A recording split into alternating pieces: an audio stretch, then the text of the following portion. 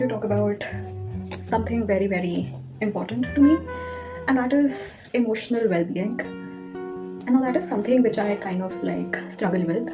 Like right now, I am away from hostel, so that is not something that I am struggling with per se. But I know that the moment I will go there, the struggles are bound to begin, and it will be difficult to, sort of navigate the emotional challenges that come with being a hosteler. I think the reason why the whole hostel thing is just so difficult for me is A, because I am not used to so much social interaction. I know that when I go back, there will be a lot of people. And don't get me wrong, there are people that I like hanging out with, and there are people who care about me and who are my friends and things of that nature.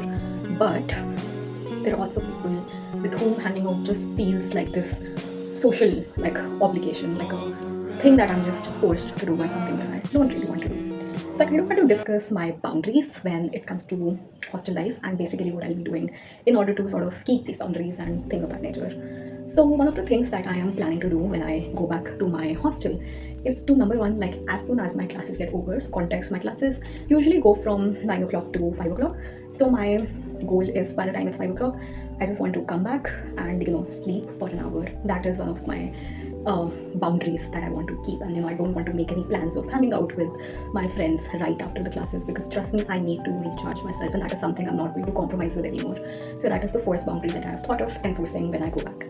Another thing that I want to do is sort of like make a little bit of time for myself every day, which will include but not limited to things like reading, things like journaling, and things like art journaling, something that I'm recently trying out. Basically, you draw an image of any object, any everyday object that is like right in front of you, anything that you can draw from memory or whatever, and then you can put like everyday items on it, maybe like a sticker, maybe like a ticket, maybe a poster, I don't know, whatever you found that day, maybe a coffee wrapper, get creative.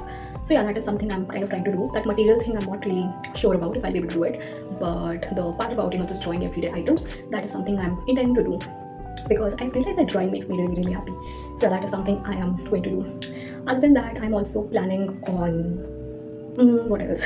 Journaling, just normal journaling, because not having like right now I can talk to myself and I can make these videos and all of that. I know that once I go back to hostel, I will not really have that kind of a space.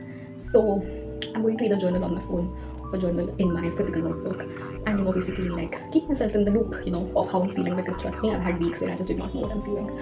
Also, I've thought of maybe doing the late night evening sort of showers, because they help me reduce my time in the morning and sleep a little bit longer.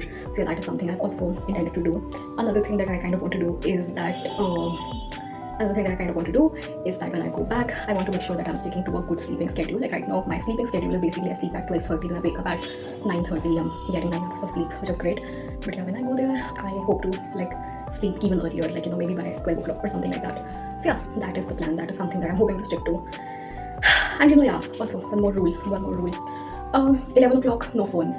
By the time it's 11, I want to wrap up my work, wrap up my anything that I was doing, and just log off my phone. Also, to ensure this, by 11:10 my phone will go on grayscale, which means that my phone turns black and white as a signal that hey, you can no longer go on your phone anymore.